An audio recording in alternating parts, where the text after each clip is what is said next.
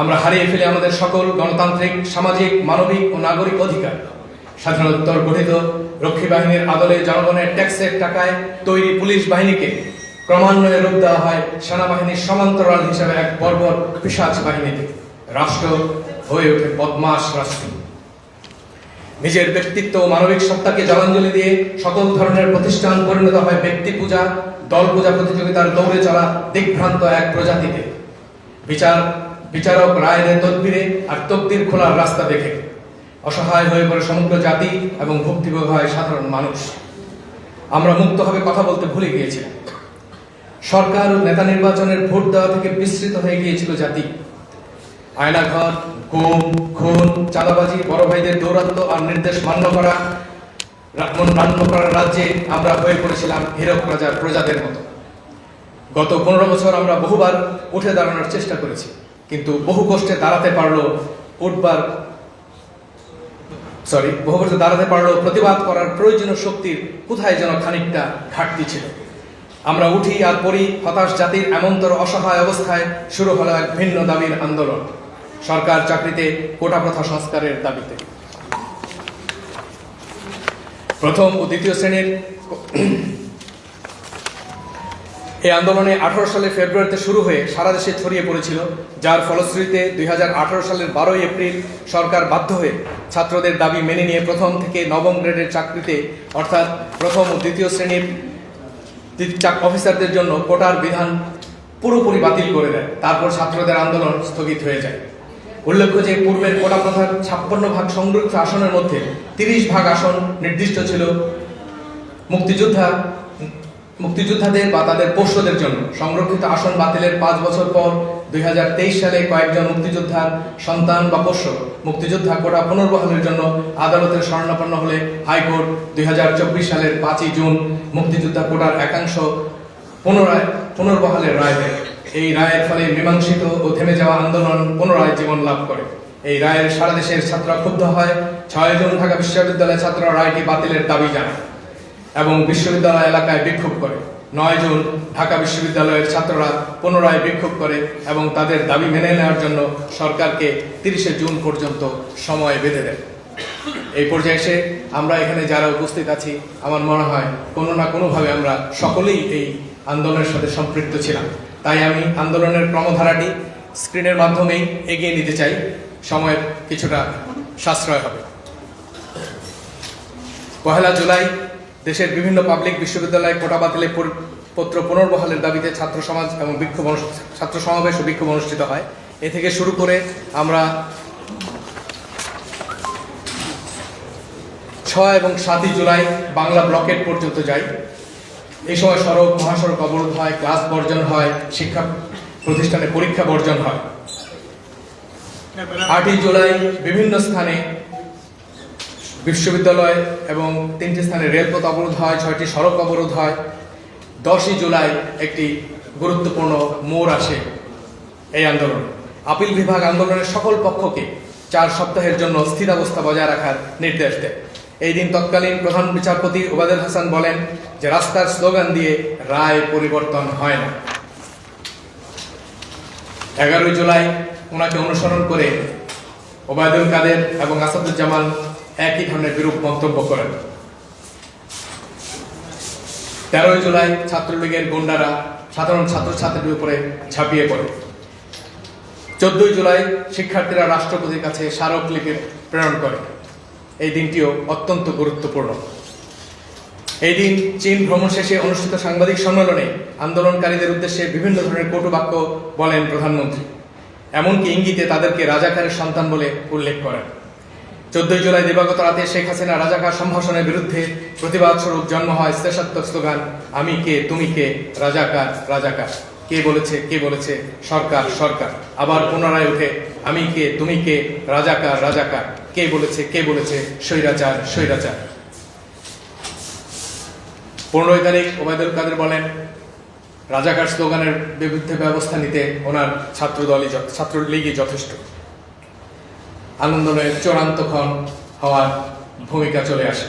16 জুলাই এটি আন্দোলনের মাইল ফলক দিবস।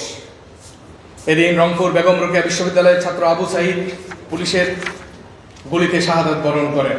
এই পর্যায়ে এসে আন্দোলন আর ছাত্রদের মধ্যে সীমিত থাকলো না। জনতা ছাত্রের পাশে এসে দাঁড়ায়, আন্দোলন হয়ে ওঠে সার্বজনীন। এই আন্দোলনে ঢাকা বিশ্ববিদ্যালয় থেকে সরকারি বেসরকারি সকল বিশ্ববিদ্যালয় সহ কোমলমতি স্কুলের ছাত্রছাত্রীরাও আন্দোলনে ঝাঁপিয়ে পড়ে। সমগ্র দেশবাসী পিছনে দাঁড়িয়ে যায় প্রাচীরের মতো। সরকার ঝাঁপিয়ে পড়ে তার সমস্ত স্বৈরাচারী শক্তি নিয়ে। আন্দোলন এগিয়ে চলে। এই পর্যায়ে এসে ছাত্রলীগকে 17 তারিখ ক্যাম্পাস থেকে, সমস্ত ক্যাম্পাসগুলি থেকে ছাত্ররা, সাধারণ ছাত্রদের নেতৃত্বে বিদায় করা হয় এবং ক্যাম্পাসকে রাজনীতি মুক্ত করা হয়। 18 তারিখে প্রধানমন্ত্রী জাতির উদ্দেশ্যে ভাষণ দেন। 19 তারিখে কারফিউ এবং সেনা মোতায়েন হয়। 20 তারিখে সকল অফিস আদালত বন্ধ হয়ে যায়। 21 তারিখ আদালতের রায় আসে, যেটা তারা আগে দিতে পারছিল না। 4 সপ্তাহ সময় লেগেছিল, এখন বন্ধ আদালত খুলে তারা রায় দিয়ে দেন। 22 তারিখ প্রধানমন্ত্রী স্বাক্ষর করেন প্রজ্ঞাপন এবং 23 তারিখ প্রজ্ঞাপন জারি হয়।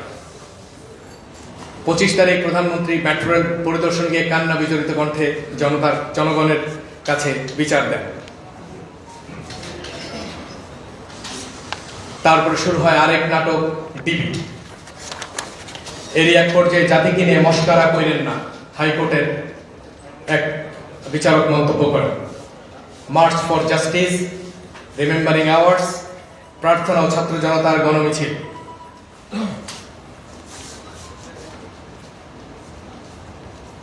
তিন তারিখ মহেন্দ্রক্ষণে শুরু হয়। সরকারের পতনের দাবিতে এক দফা দাবি আসে। তার পরবর্তী সময় 4 তারিখ মার্চ টু ঢাকা ডিক্লেয়ার করা হয় 6 তারিখে, কিন্তু তার পরেই আবার এটাকে পরিবর্তন করে মার্চ টু ঢাকা 5ই আগস্ট নিয়ে আসা হয়। এই ছিল পুরোপুরি আন্দোলনের সংক্ষিপ্ত বিবরণী। এখন আমি সশস্ত্র বাহিনীর সকল স্তরের সদস্যদের অবদানকে সংক্ষিপ্ত উপস্থাপনের চেষ্টা করছি। 16 তারিখে আবু সাইদ হত্যার ফুটেজ ভাইরাল হওয়ার পরপরই অবসরপ্রাপ্ত সশস্ত্র বাহিনীর সকল স্তরের সদস্যরা বিক্ষিপ্তভাবে মাঠে নেমে পড়ে এবং নিজেদের মধ্যে যোগাযোগ ও ফুটেজ আদান প্রদানের মধ্য দিয়ে একে অপরকে উৎসাহ ও অংশগ্রহণের জন্য আহ্বান করতে থাকে। অবসরভোগীদের এই অংশ ছাত্রদের গুরুত্বপূর্ণ অবস্থান সমূহের তাদের অজান্তেই অবস্থান গ্রহণ করে এক ধরনের নিরাপত্তা বলয় তৈরি করে পুরোটা সময় ধরে। কিছু অবসরীরা ছোট ছোট দলে সংগঠিত হয়ে নিজ নিজ এলাকার সাহায্য, উৎসাহ, উপদেশ দিয়ে আন্দোলনের পাশে ছিল। এদের মধ্যে প্রথম দলগত প্রতিবাদটি হয় 18ই জুলাই মিরপুর ডিএক্স থেকে।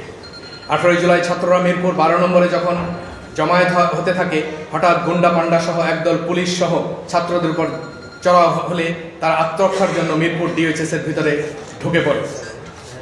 সকাল 11টার দিকে পুলিশ ও গুন্ডা বাহিনী তাদের ধাওয়া করে 4 নম্বর গেট দিয়ে ডিএইচএস এ প্রবেশ করে এবং ডিএইচএস এর মধ্যে এলোপাথারির টিয়ার গ্যাসের শেল নিক্ষেপ করতে থাকে। পুলিশের সাথে থাকা গুন্ডা পান্ডারাও যত্রতত্র ঢিল মারতে থাকে এবং এলাকার বাসিন্দাদের সাথে দুর্ব্যবহার করে। ঘটনার এখানেই শেষ হয়নি। সেদিন বিকেলে পুলিশ গুন্ডা বাহিনী আবারও ডিএইচএস এর 1 নম্বর গেট সংলগ্ন শপিং কমপ্লেক্সে আক্রমণ করে। পরবর্তীতে তারা ডিএইচএস এর ভিতরে ঢুকে 9 নম্বর সড়ক সংলগ্ন বাসাবাড়িতে ইট পাটকেল ছুটতে থাকে। এতে ডিএইচএস এর ভেতরে অনেকগুলো বাড়ি ক্ষতিগ্রস্ত হয় এবং সারা ডিএইচএস এ আতঙ্ক ছড়িয়ে পড়ে। এছাড়াও পুলিশ ও গুন্ডা পান্ডারা আন্দোলনকারী শিক্ষার্থীর উপর চড়াও হয় এবং অনেককে আহত করে।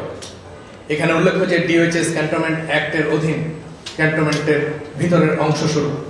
এখানে মূলত অবসরপ্রাপ্ত সামরিক বাহিনীর কর্মকর্তারা বসবাস করেন এবং তাদের বাড়ি ঘরে প্রচুর বাইরের জনতাও থাকে। পুলিশ ও গুন্ডা বাহিনীর আক্রমণের প্রতিবাদে এই দিন রাত 8টার দিকে সামরিক বাহিনীর অবসরপ্রাপ্ত কর্মকর্তারা ও ছাত্ররা ডিএইচএস পরিষদ অফিসের সামনে একত্র হয়। তাদের সাথে যোগ দেয় ডিএইচএস এ বসবাস এমআইএসটি ও বিওপিতে অধ্যয়নরত ছাত্ররা। তারা এই ঘটনার প্রতিবাদ করতে থাকে এবং প্রায় রাত 11টা পর্যন্ত রাস্তায় রাস্তায় পাহারা প্রদান করে। সম্ভবত এটাই ছিল অবসরপ্রাপ্ত সামরিক কর্মকর্তাদের প্রকাশ্য প্রতিবাদ। বিডিআর বিদ্রোহ পরবর্তী সময়ে রাষ্ট্রের অন্যান্য অংশের অনুরূপ সশস্ত্র বাহিনীও ব্যাপক ক্ষতি করা হয়। দলীয় পদোন্নতি, আর্থিক সংশ্লিষ্টতা, নীতি নৈতিকতা বিবর্জিত কর্মকাণ্ড ইত্যাদি এই বিষয়গুলো বাহিনীর মনোবলে প্রচণ্ড ক্ষতি করে। বিডিআর বিদ্রোহ সহ মেজর সিনহা হত্যাকাণ্ড, ব্রিগেডিয়ার জেনারেল রহিমের মৃত্যু, এবং চলমান আন্দোলনের উপর অমানবিক নির্যাতনের কারণে সৃষ্ট প্রচণ্ড ক্ষোভ সশস্ত্র বাহিনীর অবসরভোগী ও চাকরিরত মধ্যম পর্যায়ের কর্মকর্তা থেকে সৈনিক পর্যন্ত সকল সদস্যের মাঝে বিরাজ করছিল। সশস্ত্র বাহিনী দুইভাবে আন্দোলনে অবদান রাখে। অবসরপ্রাপ্ত অফিসার সৈনিকরা সরাসরি আন্দোলনে সম্পৃক্ততা ও সহায়তার মাধ্যমে এবং চাকরিরত সৈনিক ও কর্মকর্তারা আন্দোলনের চূড়ান্ত মুহূর্তে সফলতা ঘটিয়ে। সরকার কর্তৃক সেনা মোতায়েনের পর আমরা ভয়ে ছিলাম এই জন্য যে জনতার সাথে সেনাবাহিনীর আচরণটা কিরূপ হয়। আমরা আমাদের প্রতিনিধিদের বিভিন্ন স্থানে প্রেরণ করেছি এবং তাদেরকে বলেছি সেনাবাহিনী যখন টহল আসবে তাদের সাথে সহনশীলতার সাথে ভিন্ন মাত্রায় ব্যবহার করতে, যাতে তারা উগ্র না হতে পারে। ইতিমধ্যে সময়ের পরিক্রমায় ভিতর ও বাইরের মনোভাব মিলেমিশে একাকার হতে থাকে, যার পরিস্ফুটন ঘটে সেনাপ্রধানের দরবারে। তৎপরবর্তীতে আমাদের সদস্যরা জনতার সাথে মিলে আওয়াজ তুলে এই মুহূর্তে দরকার সেনাবাহিনীর সরকার। এতে ভিতর ও বাহিরের সম্পর্ক একসাথে চলে আসে। 31 জুলাই 44 BMA লং কোর্সের অবসরপ্রাপ্ত অফিসার লেফটেন্যান্ট মোহাম্মদ ফিরোজ ইফতেখার ছাত্র জনতার মাঝে দাঁড়িয়ে লাইভে এসে আন্দোলনে তার সম্পৃক্ততার ঘোষণা করে। হাইকোর্টের সামনে ছাত্র জনতার সমাবেশ থেকে এই ঘোষণাকে স্বাগত জানানো হয় এবং আন্দোলনকারীদের মধ্যে এক ধরনের উদ্দীপনা সৃষ্টি করে। এছাড়াও colonel Mia Mohammad মুশিরুজ্জামান, brigadier general Nasir সহ আরো অনেক কর্মকর্তা ও অবসরপ্রাপ্ত সেনা সদস্যরা পল্টন, প্রেস ক্লাব, শাহবাগ, শহীদ মিনার এলাকায় আন্দোলনের কার্যক্রমে অংশগ্রহণ করেন। উল্লেখ্য যে এ সকল আন্দোলনে অবসরী সকল পদবী সৈনিকরা সারা দেশে মাঠে নেমে যায়, তবে ইসিবি চত্বরে তাদের অংশগ্রহণ ছিল বিপুল পরিমাণে। এরই ধারাবাহিকতায় 2 আগস্ট অবসরপ্রাপ্ত কর্নেল হক অবসরভোগী সকল পদবীর প্রতিনিধি নিয়ে আন্দোলনে যোগদানের উদাত্ত আহ্বান জানান। ওই দিন বিকেলে প্রবল বৃষ্টিপাত উপেক্ষা করে মিরপুর ডিএইচএসে প্রথম মিছিল বের হয় আমাদের কিছু জ্যেষ্ঠ কর্মকর্তার নেতৃত্বে, যার মূল শক্তি ছিল আমাদের সন্তান ও তাদের মা বোনেরা। এবং ডিএইচএস এর সকল ছাত্রছাত্রীরা। 3 আগস্ট বিকেলে আবারও আন্দোলন হয় এবং সকল মিরপুর ডিএইচবাসী এতে অংশগ্রহণ করে। 3 ও 4 আগস্ট বারেধারা ডিএইচএস এর সকল পর্যায়ের আবাল বৃদ্ধ বনিতা রাস্তায় নেমে আসে স্মরণকালের বৃহত্তর প্রতিবাদ মিছিল নিয়ে। অনুরূপ ঘটনা ঘটে মহাখালী ডিএইচএস এবং বনানী ডিএইচএস সারা দেশের সকল ডিএইচএসগুলিতে। বিশেষ করে চট্টগ্রামে 3 তারিখ বিকেলে প্রথম প্রতিবাদ মিছিল হয়। 4 তারিখে বিপুলভাবে জনপ্রিয়তা লাভ করে। 5 তারিখে তারা বিজয় মিছিল করে। এর প্রভাব পড়ে চাকরিরত সশস্ত্র বাহিনীদের মধ্যে, যারা চাকরি করছে তাদের মধ্যম পর্যায়ে এবং সৈনিক পর্যন্ত পদবীর সৈনিক সদস্যদের মধ্যে। ইতিমধ্যে সমন্বয়করা আগস্টের মার্চ টু ঢাকা ঘোষণা করে। 4 আগস্ট সেনাবাহিনীর অবসরপ্রাপ্ত সিনিয়র জেনারেলগণ রাওয়ার এক সাংবাদিক সম্মেলনের মাধ্যমে সশস্ত্র বাহিনীকে ব্যারাকে ফেরার আহ্বান জানায় এবং দেশের সাধারণ নাগরিকের মুখোমুখি না হতে উপদেশ দেয়। এ পর্যায়ে সমন্বয়কারা মার্চ টু ঢাকা 6 তারিখের পরিবর্তে 5 তারিখে এগিয়ে নিয়ে আসার ঘোষণা দেন। এই সময় সেনাপ্রধান সকল ফরমেশন কমান্ডারদের সাথে কথা বলে মোতায়েনকৃত সকল সেনা ফরমেশন ও তার সদস্যদের আন্দোলনকারী ছাত্র জনতার সাথে ব্যবহারবিধি রুল অফ এনগেজমেন্ট ঘোষণা করেন, যার মূল ভাষ্য কোন অবস্থায় সেনাবাহিনী জনতার উপর গুলি করবে না। স্টুডেন্টদের নিরাপত্তা দাও, স্টুডেন্টদের কাজে কেউ বাধা দিবে না। কোনো সাদা পোশাক ও দুর্বৃত্তকারী গুলি করলে তাকে প্রতিহত করবে, দরকার পড়লে ফায়ার করবে, নিজেদের নিরাপত্তা নিশ্চিত করবে। সম্ভব হলে ছাত্রদের জন্য রাস্তা ক্লিয়ার করে দেবে। হেলমেট বাহিনীকে সর্বোচ্চ ক্ষমতা দিয়ে প্রতিহত করা হবে। জীবনকে বাঁচাও, অবকাঠামো নয়। কেউ হতাহত হলে তাদেরকে সঠিকভাবে উদ্ধার ও চিকিৎসার ব্যবস্থা করো। 4 আগস্ট সারা দেশে চাকরিরত তরুণ কর্মকর্তারা ছাত্র জনতার আবেদনে সাড়া দিয়ে কুমিল্লা, চট্টগ্রাম, রংপুর, কুড়িগ্রাম, খুলনা এবং ঢাকার মিরপুরে দুর্বৃত্তদের বিরুদ্ধে সাজেওয়া যান সহ অ্যাকশনে যায় এবং তাদের পালিয়ে যেতে বাধ্য করে। সশস্ত্র বাহিনীর জনতার পক্ষে সন্ত্রাসীদের উপর সরাসরি অ্যাকশনে ফলশ্রুতিতে উপরোক্ত এলাকাগুলো ছাত্র জনতার সম্পূর্ণ নিয়ন্ত্রণে চলে আসে। 5 আগস্ট সকালে বাংলাদেশ নৌবাহিনীর কনিষ্ঠ কর্মকর্তা লেফটেন্যান্ট ইন্তিসার 12 মিনিটের এক ভিডিও বার্তায় ছাত্র জনতার আন্দোলনের পক্ষে তার বক্তব্য তুলে ধরে আন্দোলনের যোগদানের ঘোষণা দেয়। এদিকে 4 আগস্ট লেফটেন্যান্ট কর্নেল লুৎফুল হক এর প্রস্তাবনায় অনুযায়ী মার্চ টু ঢাকার সাথে একাত্মতা ঘোষণা করে রাওয়ায় বিপুল সংখ্যক জ্যেষ্ঠ থেকে কনিষ্ঠ সদস্যরা 5ই আগস্ট সকাল 11টায় রাওয়ার সামনে একত্রিত হয়ে মানববন্ধন ও বক্তৃতা দেয় এবং পরবর্তীতে প্রতিবাদ মিছিল করে। মিছিল শেষে উপস্থিত সকলের সম্মতিতে রাওয়ার সর্বশেষ গণতান্ত্রিকভাবে নির্বাচিত সেক্রেটারি জেনারেল আমি নিজে প্রস্তাবনায় আমাদের বীর মুক্তিযোদ্ধা মেজর জেনারেল জামিল ডি হাসানকে আহ্বায়ক করে রাওয়ার সামনে মোটিকে মুক্তির মঞ্চ ঘোষণা করা হয় এবং অনবরত আন্দোলন কর্মসূচি ঘোষণা দেওয়া হয়। রাওয়ার এই মিছিল ও বক্তব্য সরাসরি প্রচার হলে তা জনতার মাঝে চূড়ান্ত উদ্দীপনার সৃষ্টি করে এবং ঢাকার প্রবেশদ্বার সমূহে আটকে থাকা মিছিলগুলো পুলিশের ব্যারিকেড অতিক্রম করে গণভবন অভিমুখে যাত্রা করার মাধ্যমে মার্চ টু ঢাকাকে সফল করে এবং চূড়ান্ত বিজয় অর্জন করে 6ই আগস্ট রাওয়ার সদস্যগণ বিজয় মিছিল উদযাপন করে। এখানে বলে রাখি, যদি 5 তারিখ আমরা মুক্ত না হতাম তাহলে আমাদের এই সিনিয়র জেনারেলরা সহ যারা আমরা বেরিয়েছিলাম তারা কে কোথায় থাকতাম শুধু আমরা অনুমান করতে পারি। এই আন্দোলন আমাদের পরিবার ও সন্তানরা অংশগ্রহণ ও অবদান অবশ্যই করে হয়ে থাকবে। সময় স্বল্পতার জন্য দেশ ও বিদেশ থেকে যে সকল সশস্ত্র বাহিনীর অবসরপ্রাপ্ত সদস্যরা ভার্চুয়ালি আন্দোলনের ক্ষেত্র প্রস্তুত থেকে আজ অবধি অবদান রেখে চলেছেন তাদেরকেও আমরা কৃতজ্ঞতার সাথে স্মরণ করছি। পরিশেষে অত্যন্ত ভারাক্রান্ত হৃদয়ে গর্বের সাথে বলতে হয়, স্বাধীনতা ঘোষণা থেকে 5 আগস্ট অবধি বাংলাদেশে সংগঠিত সকল বিপ্লব অর্জনের অগ্রভাগে ছিল আমাদের সশস্ত্র বাহিনী, কিন্তু বিজয়ের পর আমরা সকল সময় থেকেছি অস্বীকৃত ও অবহেলিত। আজ প্রায় 45 দিন পার হয়েছে বিপ্লবের, কিন্তু কোনো দিক থেকেই নাই কোনো জানার আগ্রহ এই অবহেলিত জনগোষ্ঠী সম্পর্কে।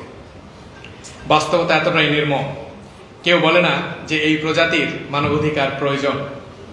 Right to go to the court এর অধিকারও আমাদের নাই। যদি বলি প্রাণীদের সাথেও ব্যবহারের আচরণ বিধি আছে, কিন্তু সশস্ত্র বাহিনী সদস্যদের সাথে নয়। সকলকে শান্তভাবে শোনার জন্য